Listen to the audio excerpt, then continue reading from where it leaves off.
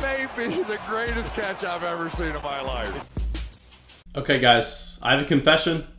I definitely need to work on something. What I need to work on is not just getting way too excited when I have my own video idea in my head, going, we need to make this now, we need to do this right now. What I need to be doing is instead exactly what I promised in pretty much every video that I make, coming from the people on Patreon making those suggestions. So I want to give another apology. I know the videos we made the past 2 days, those were Patreon requests that we got weeks ago. This is another one that we got a few weeks ago. And this is also coming out from Baskin, who is extremely active over there on Patreon. My dude, thank you so much for hanging out. Thank you so much for coming to the premieres.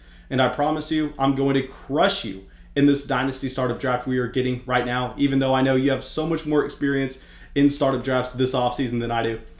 But still, anyway, what we're going to be doing is we're going to be looking at wide receivers that are playing on offenses that have a decent amount of targets available. So obviously, free agency shook up some things. Obviously, some wide receivers are going to be vaulted up into ranges where we haven't seen them have that kind of role before. I'm going to specifically focus on younger players in this video, a lot of guys that came from that 2020 NFL draft class, just because usually you find a very hard time trying to identify a wide receiver that is already on his second contract that for whatever reason just hasn't gotten the opportunity, but we think he has the talent, because if you're around in the NFL that long, usually the cream rises to the top. Usually the players that have the talent profile have seen the opportunity by then. But yeah, anyway, of course, guys, go down there, drop a like, leave a comment, subscribe to the channel. It helps us out a ton. And let's dive into it with possibly, I don't want to say the most polarizing wide receiver in Dynasty, but some people think that he is not even good enough to be an NFL wide receiver, and some people think that he has not elite upside, but fantastic upside. This is going to be Mecole Hardman. Okay, so here with Mecole Hardman, let's just take a step back. Let's just look at the kind of wide receiver he is. So he came out of Georgia, and I want to remind everyone, a couple things happened here. If you remember that 2019 NFL draft class when we were all watching the draft, because round two, usually that's when you get excited. Usually that's when those wide receivers are flying off the board. At least that's when they were in 2019. Okay, guys, remember, DK Metcalf was being consistently mocked to be a top 20 pick in that NFL draft. He ends up falling until we get to the mid-second round. And then the Kansas City Chiefs trade up. They make the trade up, and everybody's sitting there going, oh my God, Patrick Mahomes, who just dropped a 50-touchdown season, is now adding DK Metcalf to this team.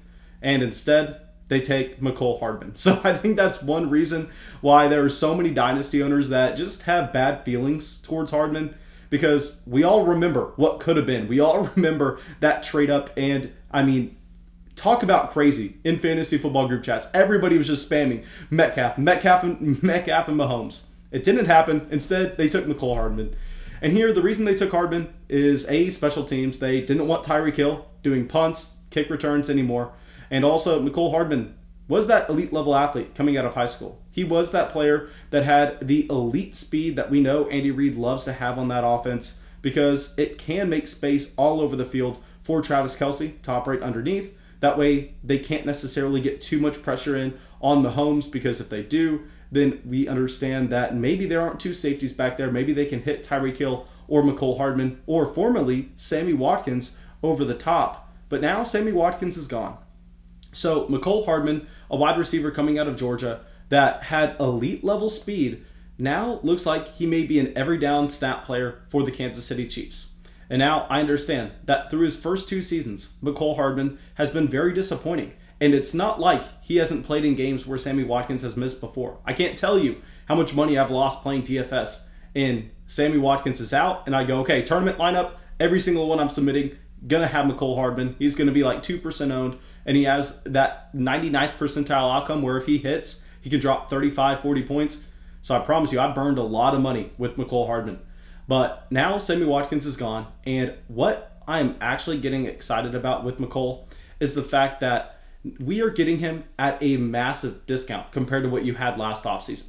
And I think it was a little bit unfair for us to expect Mecole Hardman to make that jump in 2020 based on a few things. A, Sammy Watkins was still there. Sammy Watkins was getting paid a significant amount of money, and every game that he has been healthy, we've always seen him take the majority of snaps. And B, Mecole Hardman was drafted as a wide receiver that really had no production in Georgia.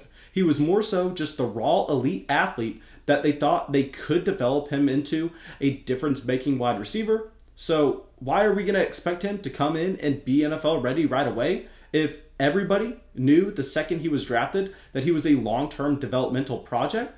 So now he's going into year 3, traditionally the year that we expect these wide receivers to break out. Sammy Watkins, an every down player for the Kansas City Chiefs, is now on the Baltimore Ravens. Mecole Hardman was sold all along to be this elite level athlete that was going to take a couple years to develop.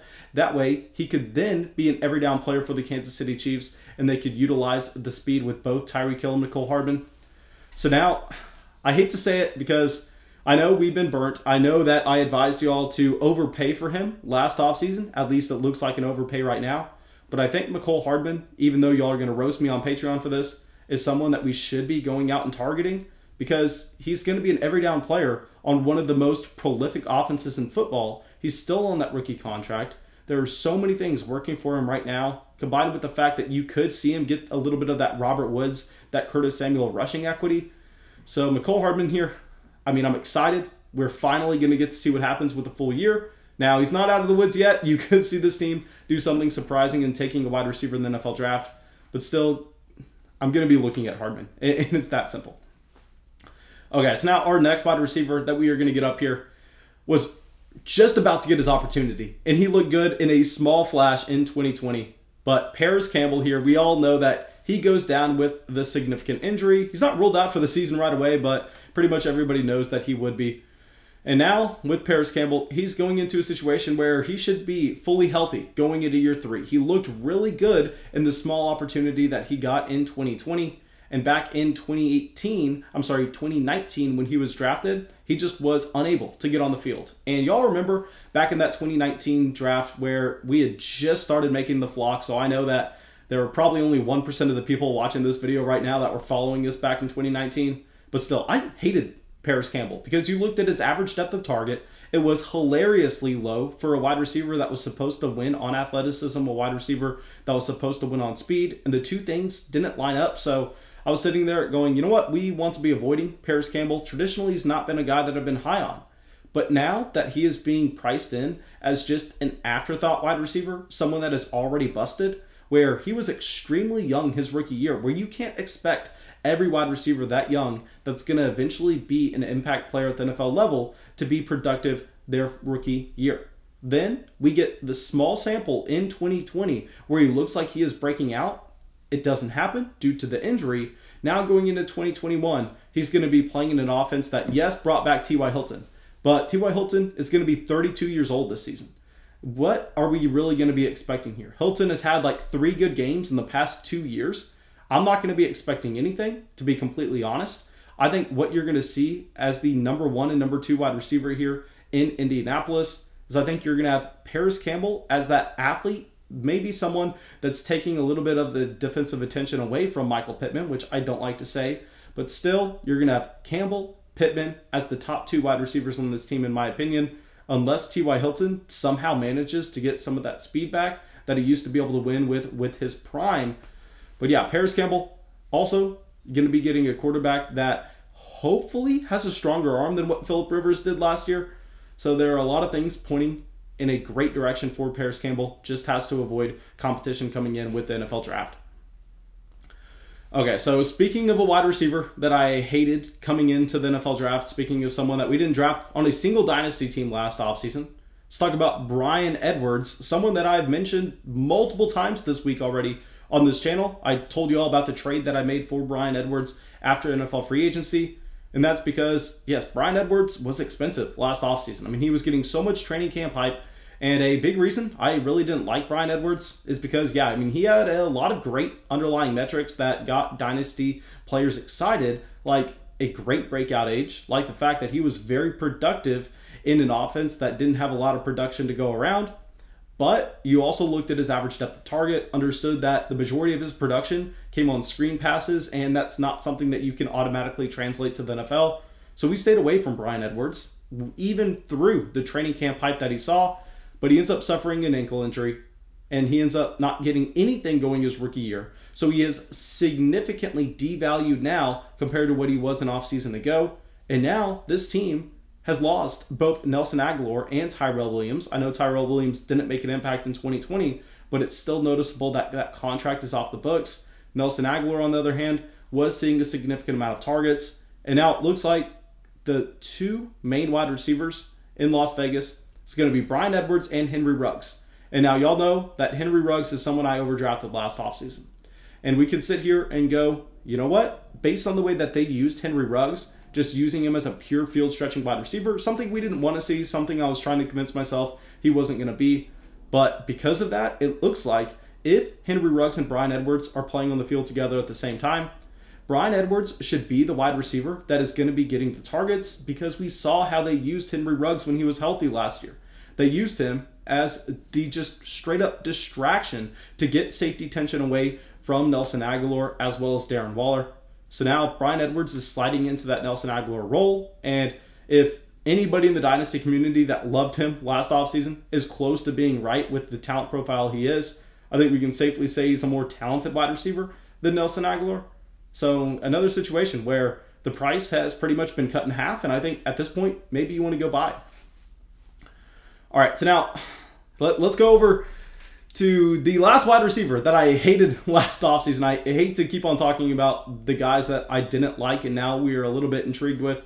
This is going to be Jalen Reagor. And the reason I'm throwing Jalen Reagor on here is because A, Deshaun Jackson, Alshon Jeffrey out of the situation. I know neither of them were super productive last season, but still, that is going to be noticeable. What's more important, in my opinion, though, is the fact that we saw this team trade back from number 6, a pick that is most likely going to be either Kyle Pitts or Jamar Chase to get to number 12. Now, if that number 12 pick, I don't think they're going to have a shot at Devontae Smith. They definitely won't have a shot at Jamar Chase. So now we're going, okay, if this team decides to draft a wide receiver in the first round, they're most likely going to be bringing in a Jalen Waddle. Jalen Waddle, while yes, can really help an NFL offense with the amount of speed he has, he doesn't profile to be a wide receiver that's going to get a 25% team target share. I mean, unless you truly think he is Tyreek Hill, which, I mean, obviously Tyreek Hill is the outlier of all outliers. You can't expect that.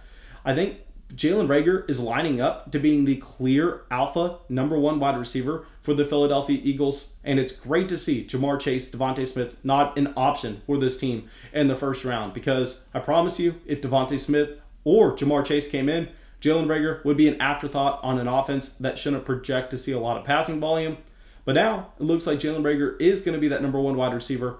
Yes, you kind of can make the argument that Dallas Goedert's going to be the number 1 target leader on this team. But if we're talking about pure wide receivers, looks like Jalen Reagor is shaping up very nice for 2021 to get some opportunity. Okay, so now the last wide receiver we're going to talk about is probably my favorite on this list. Like if we were saying, hey, who do you value the most out of these 5 wide receivers? It's going to be Laviska Shenault. And now a couple things happened that was nice for Laviska. A, this team decided not to bring in another veteran wide receiver. They didn't bring in Will Fuller. They didn't bring in Kenny Golladay. They didn't bring in Juju Smith-Schuster, which is absolutely massive for Laviska because we know this team had a ton of cap space. This team could have gone out and got a wide receiver if they wanted.